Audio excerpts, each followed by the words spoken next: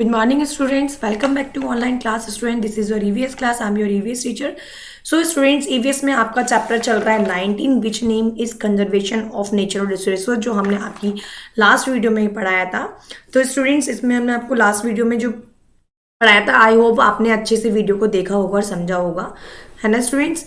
आज हम आपको आगे का चैप्टर रीड कराते हैं, जो कि हमने आपको लास्ट टाइम रीड करा दिया था. आपका जो था एक्सट्रैक्टिंग अर्थ रिसोर्सेज ऑयल, की मतलब तल चट्टी पे पृथ्वी के हम लोग कैसे तेल को अंदर से बाहर लेकर आते हैं. ठीक है, इसके बारे में हमने आपको बताया था. आज हम आपको आगे का चैप्टर रीड कराते हैं. Renewable resources can be depleted. ठीक है, जो कि रिन्यूएबल रिसोर्सेज है, यानी कि जो नवीनीकरण संसाधन होते हैं, यानी यूज करने के बाद भी वो मतलब रीयूज हम जिनको कर सकते हैं, क्या वो फिर से क्या renewable resources can be depleted, क्या वो एक टाइम के बाद समाप्त हो सकते हैं, इनके बारे में हम आपको पढ़ाते हैं. ठीक है, तो चलिए students, every students open your book on page number 107. ठीक है, let's start reading with me. Sometimes, however, renewable resources can get depleted if they are used too fast. कभी कभी क्या होता है कि जो रिन्यूएबल रिसोर्सेज होते हैं, ठीक है, नवीनीकरण संसाधन जो होते हैं, जो दोबारा से हम इनको यूज़ करने के बाद भी उनसे नया कुछ बना सकते हैं, तो वो क्या हो सकता है, गेट डिप्लेटेड इफ, वो समाप्त हो सकते हैं if they are use too fast, अगर वो बहुत ज़्यादा स्पीड पे यूज़ करे जा रहे हैं, बहुत ज़्यादा अमाउंट में यूज़ करे जाते हैं, तो ऐसा हो सकता है. Here are a few example of how this can happen. यहाँ पे कुछ उदाहरण दिए हैं कि ऐसा कैसे हो सकता है. If an area undergoes sever severe deforestation and the soil erodes quickly.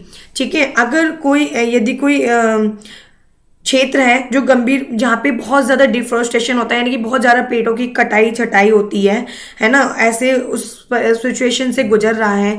This will deplete the fertile top soil needed to support plant growth, so trees and shrubs can not grow back. ठीक है, जहाँ पे बहुत ज़्यादा कटाई वगैरह होती रहती है और मिट्टी का तेज़ी से क्षरण हो रहा है, यानी कि मिट्टी बहुत तेज़ी से क्षरण हो रहा है, तो ये पौधों की वृद्धि का समर्थन करने के लिए आवश्यक उपजाऊ ऊपरी मिट्टी को समाप्त कर देगा.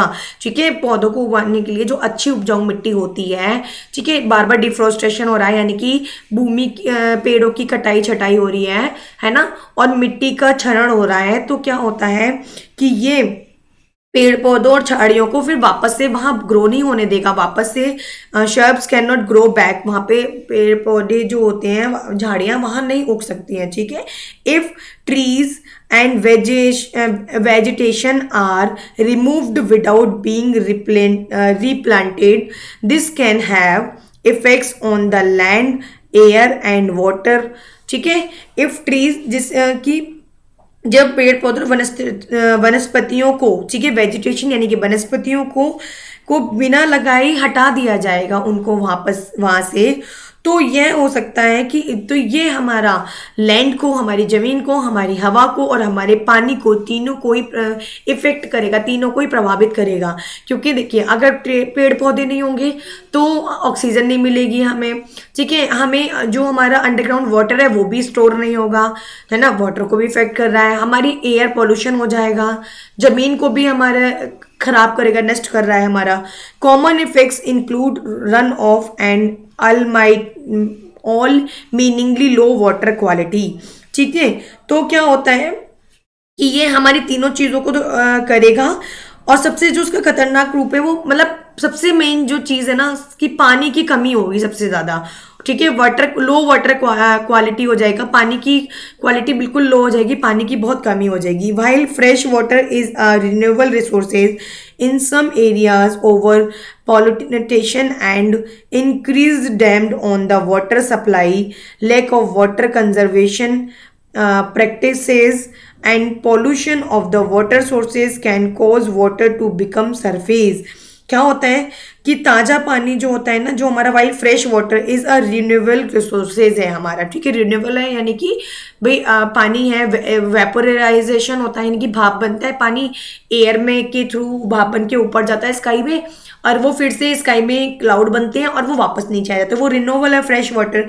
लेकिन इन सम एरिया, कुछ एरिया पे ओवर पॉल्यूशन है, ठीक है, बहुत ज़्यादा ओवर पॉपुलेशन है, बहुत ज़्यादा जनसंख्या है, एंड इंक्रीज डैम, जगह जगह डैम बनाए जा रहे हैं ऑफ द वाटर सप्लाई के लिए, लैक ऑफ वाटर कंजर्वेशन, तो क्या होता है पानी की कमी के लिए कंजर्वेशन की प्रैक्टिस सेज की जा रही है, and pollution of the water, पानी का जो पॉल्यूशन है, जो पानी गंदा हो रहा है, पॉल्यूट हो रहा है, water sources can cause water to become surface, ये सारा जो प्रदूषण के दुर्लभ कारण है, यानी कि ओवर पॉल्यूशन पॉपुलेशन एक तो, ठीक है, ये भी पानी को हमारे इफेक्ट कर रही है, पे लोग ज़्यादा हो रहे हैं तो पानी की कमी आ रही है ना। वाटर जगह जगह डैम बना रहे हैं, उससे भी पानी हमारे कि लोगों तक पानी पहुंचे उसकी वजह से, ठीक है।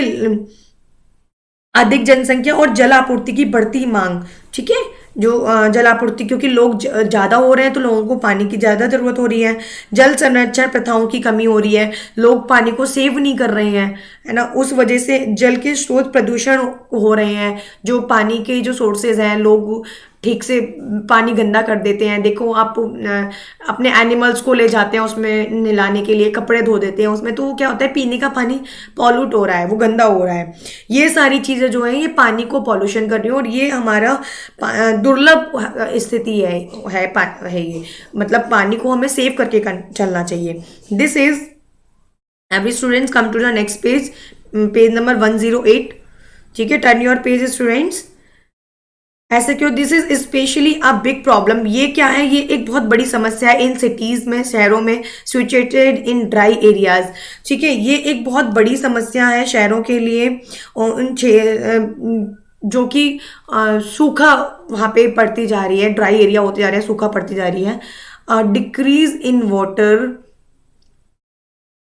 एक सेकेंड स्टूडेंट्स, डिक्रीज माने होता है जो कमी, इन वाटर, पानी की जो कमी हो रही है, अवेलेबिलिटी कैन इफेक्ट एग्रीकल्चर, पानी की जो कमी है तो ये हमारा इफेक्ट कर रही है, प्रभाव डाल रही है एग्रीकल्चर यानी खेती पे, फार्म लैंड पे, लाइव स्टॉक पे, and other living organism including human in area.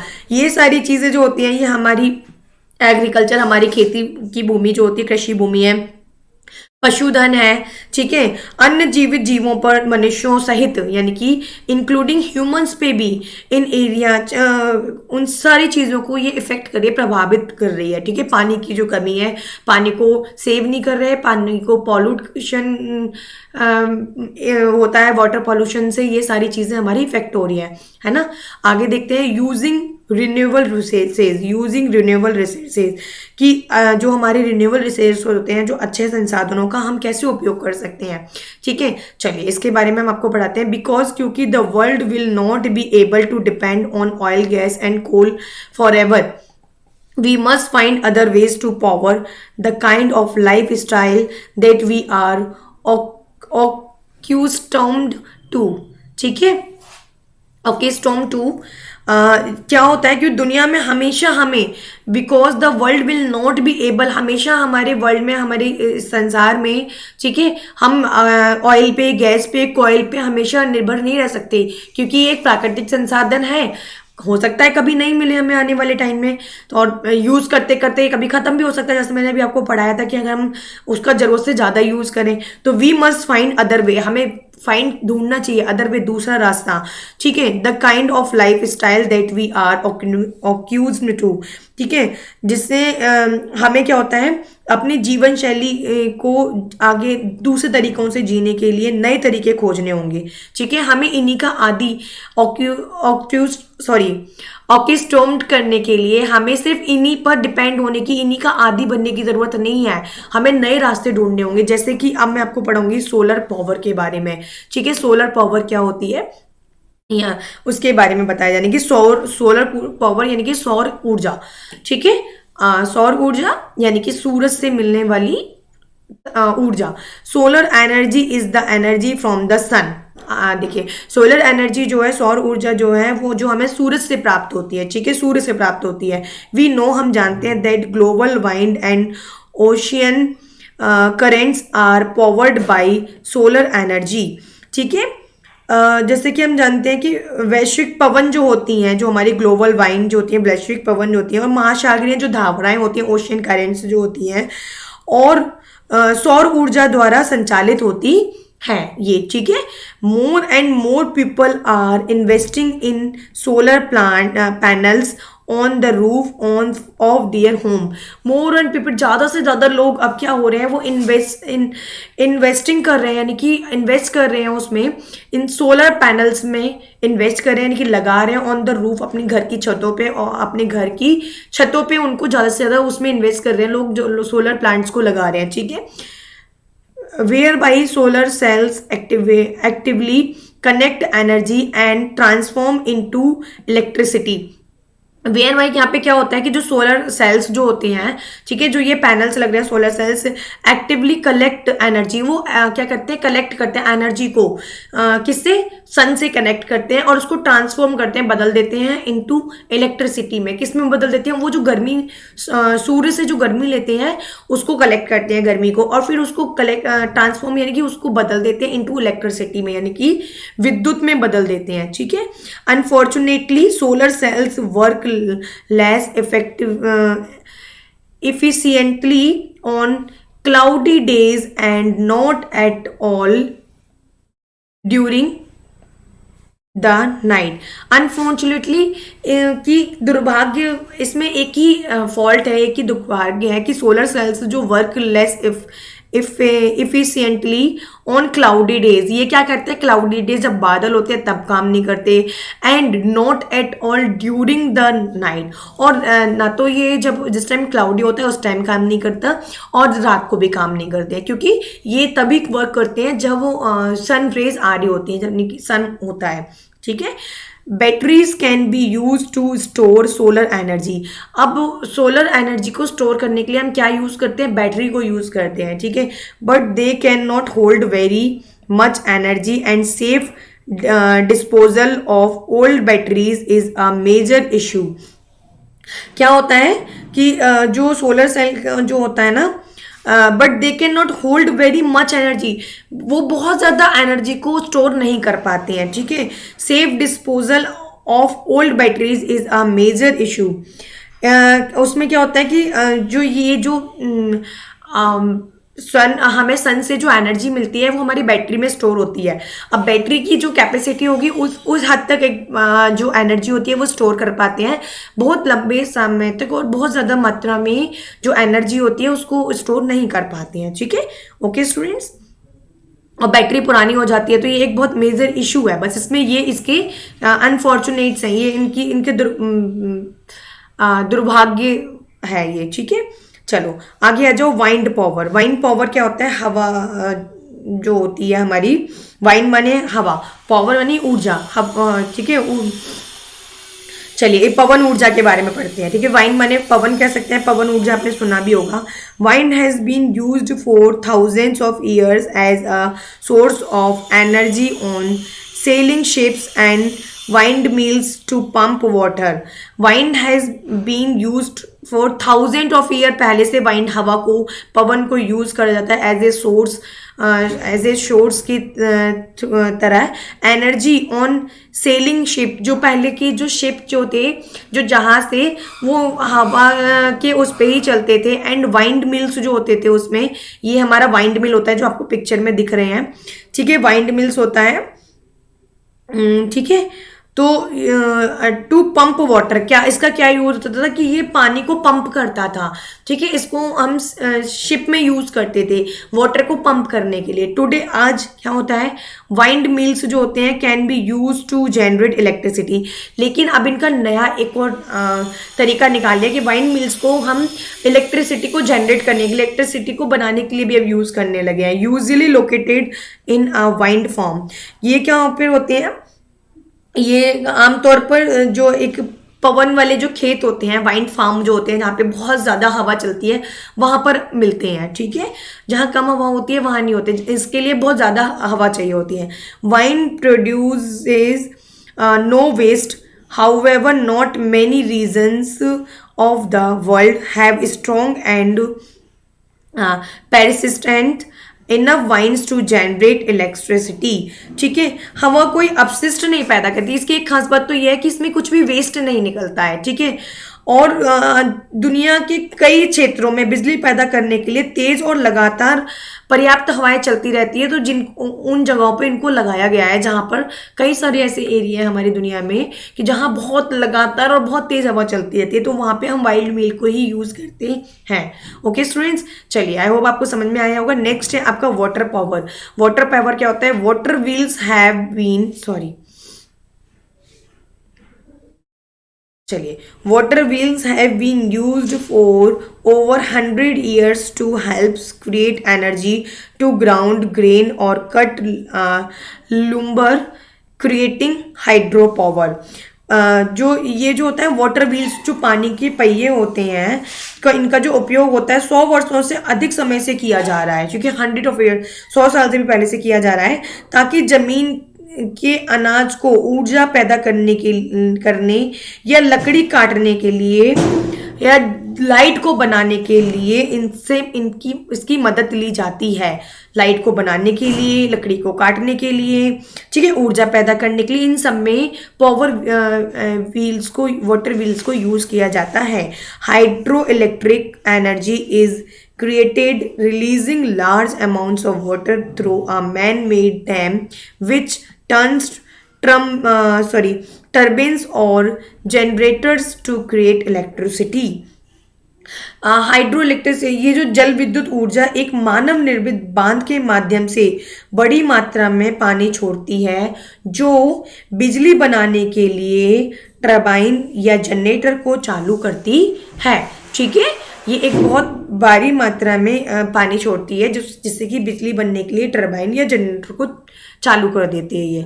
Okay students, I hope आपको ये समझ में आ गया होगा स्टूडेंट्स, जितना आपको बताया गया था। आपको किन किन की चीज़ों के बारे में बताया गया था? सोलर पावर के बारे में, वाइन पावर के बारे में, और उसके बाद आपको बताया था वाटर पावर के बारे में, ठीक है। चलिए students, come to the next page. आपका है नेक्स्ट है बायोमास एनर्जी। बायोमास एनर्जी के बारे में भी देख लेते हैं, ये क्या होता है बायोमास एनर्जी हमारी, इसके बारे में देखते हैं। यानी कि बायोमास ऊर्जा जो होती है, biomass energy which is derived from burning organic materials like wood, alcohol, dung और garbage is a common renewable energy resources in rural areas of India। Biomass energy जो होती है, ठीक है, विच इज ड्राइव्ड फ्रॉम बर्निंग, और जो कि मिलती है हमें कहाँ से? बर्निंग ऑर्गेनिक मटेरियल्स जो होते हैं, जैसे कि लकड़ी है, जलती हुई लकड़ी, अल्कोहल है, अल्कोहल जानते हैं, डंग गोबर जो होता है, गोबर के जो कंडे बना के जलाते हैं, गोबर जलाते हैं, गार्बेज कूड़ा कचरा जो जलाते हैं, इज अ कॉमन, बहुत ही कॉमन है ना, रिन्यूएबल एनर्जी है, एनर्जी रिसोर्सेज है इन रूरल एरिया की, जो कि गांव वगैरह में बहुत जलाए जाते हैं हमारे भारत में, ठीक है। कार्बनिक पदार्थ हमारे भारत के ग्रामीण क्षेत्रों में बहुत जलाए जाते हैं, लकड़ी है, गोबर के जो उपले होते हैं उसको बोलते हैं, अल्कोहल वगैरह ये सब। Drawback of burning these items however is that particles are release into the atmosphere, ठीक है, पोटेंशियली इंक्रीजिंग एयर पॉल्यूशन। अब इसमें एक ड्रॉबैक क्या है कि एक बायोमास एनर्जी तो ये है हमारी, ठीक है, लेकिन एक ड्रॉबैक है इसमें, ये नुकसान क्या है इसमें कि ये जो सारी चीज़ें हैं जो सब ये जलाई जाती है, उसमें से एक पार्टिकल्स निकलता है, धुआं निकलता है, जो कि हमारे एटमॉस्फेयर में रिलीज हो जाता है, हमारे पर्यावरण में मिल जाता है जाके, है ना, और जो हमारी एयर को पॉल्यूशन करता है, हमारे एयर पॉल्यूशन को बढ़ाता है। देखो अल्कोहल कैसे करता है, अल्कोहल भी एयर पॉल्यूशन को बढ़ाता है, गाड़ियों, है ना, जो आप उपले को जलाते हैं उसमें से भी धुआं निकलता है, एयर पॉल्यूशन बढ़ता है, लकड़ी भी धुआं देती है, तो ये सारी चीज़ें एयर पॉल्यूशन को बढ़ावा देती है, इसमें ये इसका ड्रॉबैक है। ओके स्टूडेंट्स, तो आई होप जो मैंने अभी आपको पढ़ाया उतना आपको अच्छे से समझ आया होगा। आपको वीडियो को अच्छे से वॉच करना है और अच्छे से समझना है। मिलते हैं आपसे नेक्स्ट वीडियो में। आगे का चैप्टर आपको नेक्स्ट वीडियो में पढ़ाया जाएगा। Okay student, thank